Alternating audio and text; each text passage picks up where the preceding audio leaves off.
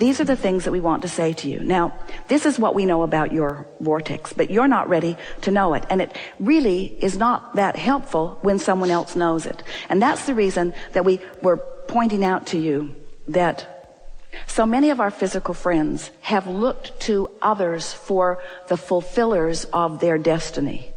And the reason you do that, oh, hear this, you're going to like this so much. This is the missing piece for you.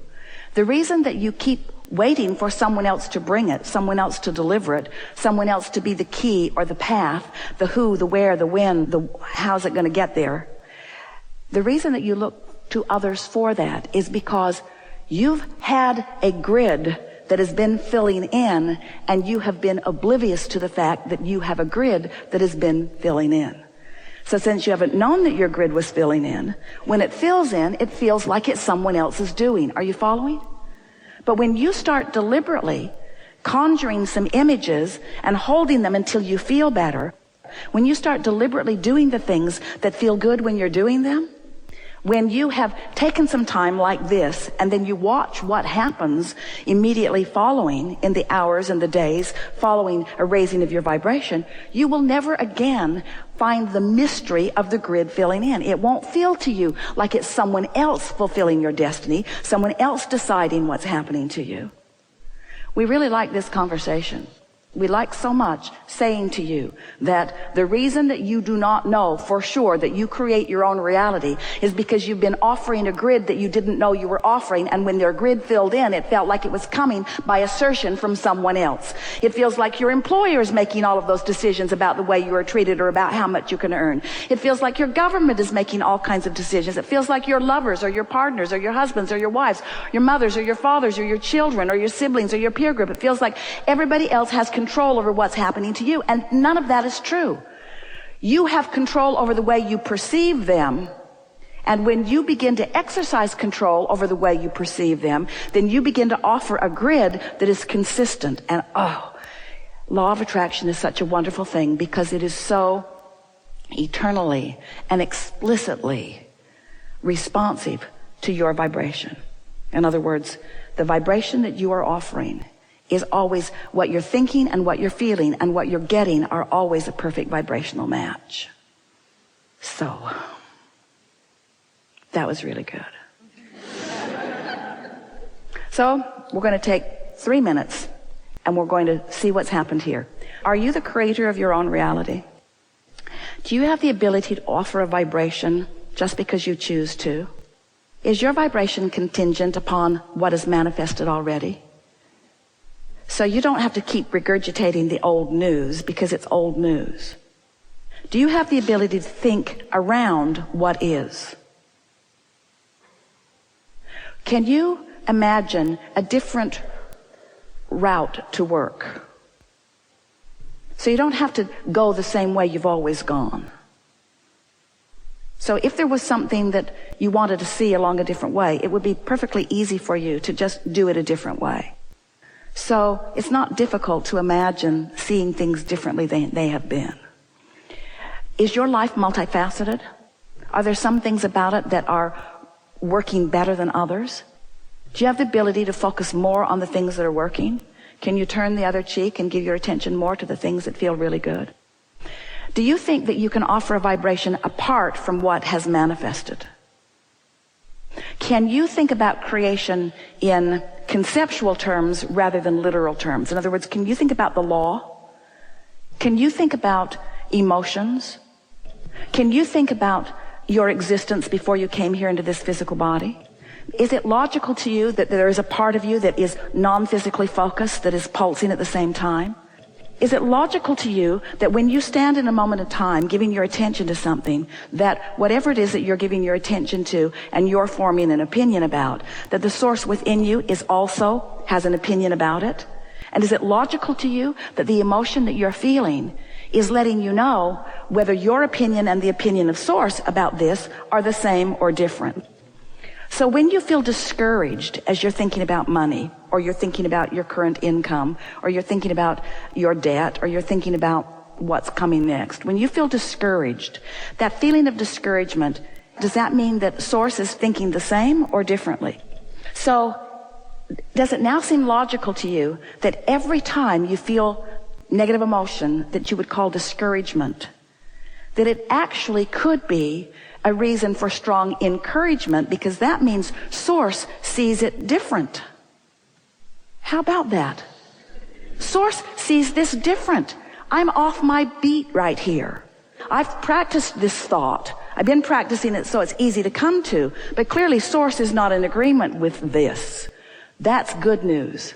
That means there is something in my vortex. That means there is a path. That means I can find a path. Now, didn't that make you feel better, just acknowledging that? So Source knows something I don't know. Is that logical? Is that something to celebrate? Source knows what I want. Source knows where I stand in relationship to what I want. If I would lighten up, Source would show me the way. This could be fun. This could be fun. And what we really want you to understand is that you think that you want to just go directly to what you want, and then in the no longer having the absence of it, in the living of the presence of it, that then you'd feel really good. But we want to say to you, and we want you to hear it while it's hard to hear, but we want you to hear it because it's the best part. It's what you came for. It's the journey from where you are to where you want to be that it's all about. Once you get there, it's really exciting for about that long. I'm on my way, I'm on my way, I'm on my way, I'm on my way, I'm there. Now what? Now what? Now what? So you're not ever going to get it done. There's always going to be something more that you want. There's always going to be something more. And we want you, let's just take a minute, because this was such an important realization for many of you. The very negative emotion that you think you don't want is glorious guidance that lets you know the power with which you do want. And even more important, the power of that which you have already become. Oh, if you sort of don't want that and sort of want that, when it comes, it feels sort of good. If you really don't want that, and you really do want that, and you really want it, and you really want it, and you really want it, when you finally stop doing that thing you do and you allow it to come, it feels so good. But even more important, it feels good as you're moving in the direction of it, you see. You didn't say, I'll go forth and I'll think a thought and it'll be, boom. If that were the case, this would be a seminar on de-manifestation. 468 cars, Abraham. It's getting a little annoying. I have so many houses, I have no idea where I should spend my time. And my lovers are piling up.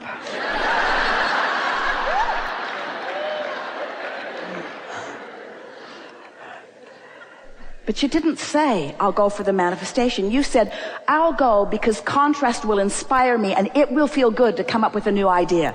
I'm going to like the freshness of a new desire. And I'm not going to be unhappy about it not manifesting instantly because it is the object of attention to which I'm flowing my energy. It's what's giving me the reason for life. I'm going to have a joyous unfolding, you see. Everyone who is living with appreciative awareness of current prosperity had a dry spell. Everyone. And it's the dry spells, we love you so much. It's the dry spells that are filling your vortex full of what you want. You said, I'll go and I'll sift and I'll sort and I'll define and then I'll do my best to line up with what I've defined, and I will feel the resonance of it. I will feel the ease of it. I will feel the alignment of it. I will feel the joy of it. I will feel the alignment of it. I will feel the connection of it. I will feel the empowerment of it. I will feel the vitality of it. I will feel the invincibility of my alignment. That's the life that you're feeling. And then after all of that, I'll get a manifestation. It'll be great. Never-ending manifestations to punctuate my alignment. To punctuate my alignment. Your manifestations are meant to punctuate your alignment, not to be the reason for it. Your objective is joy, alignment, joy, alignment, joy. And the result is expansion. But even if you don't accomplish your quest of joy, expansion still occurs. But joyous expansion was your intention. Joyous expansion, not just expansion. You said, I want the contrast, but I want alignment. And I want conscious awareness of expansion. Conscious awareness. Yeah. Because what fun it is to identify that you want something and know that you're nowhere near it vibrationally. And then to deliberately focus on things until you can feel yourself coming into alignment better and better and better and better and better. And as you watch yourself coming into alignment, watching the grid fill in with more and more and more details. Isn't it a lovely thing when we say you are the creator of your own experience? Do you get it? That what you are is the allower of your grid to fill in? The contrast was when you put it there. Source answered it. It's you tending to your grid that allows the ideas to come, that allows the rendezvous to occur, that allows the details of the unfolding. When you watch the athletes, aren't they usually in their head getting ready to be ready? They know their bodies will do what they've trained their bodies to do, but that's not what makes the difference between the masters and the mediocre. It's the alignment. It's the tuning themselves to the frequency. Yeah. Being patient enough and willing enough to listen to us express from the heart of that which is really you until you come into resonance with the whole of that which is really you. And the nice thing is, in moments like this where you actually do raise your vibration as you are doing and you are finding vibrational alignment, then in the days that unfold following this, you'll have conscious awareness of the work that was actually accomplished. And of course, you don't need us for this. You can do it all day, every day. The easiest way to bring yourself into readily alignment is through meditation. Because when you quiet your mind, you stop thought. And when you stop thought, you stop resistant thought. And when you stop resistant thought, your vibration raises. And when your vibration raises, then you have access to what's in your vortex. So as it flows in, as you get this conscious awareness, as something flows in and the idea occurs to you, and the idea, even though the money isn't in the bank or even though you haven't met the person you're looking for, as the idea of something exhilarating occurred to you, then you acknowledge, my grid just filled in. My grid just filled in. I'm in alignment. I'm doing deliberate creation. And before long, that feeling of invincibility comes. It's not exactly determined state of being. It's more like a knowing state of being, where you know for sure that you are worthy of whatever you're reaching for. And you trust law of attraction because it has never been anything less than consistent with you. And you've shown yourself your guidance because when you feel bad, crappy things happen. Esther loves that word. We're not so keen on it, but it says so much so easily. And when you feel really good, wonderful things happen. So then you begin to recognize that somehow you have accomplished a sort of vibrational state of being. And if you're feeling sad, other things that match that jump on the wheel with you. And if you're feeling exhilarated, other things that match that jump on the wheel with you.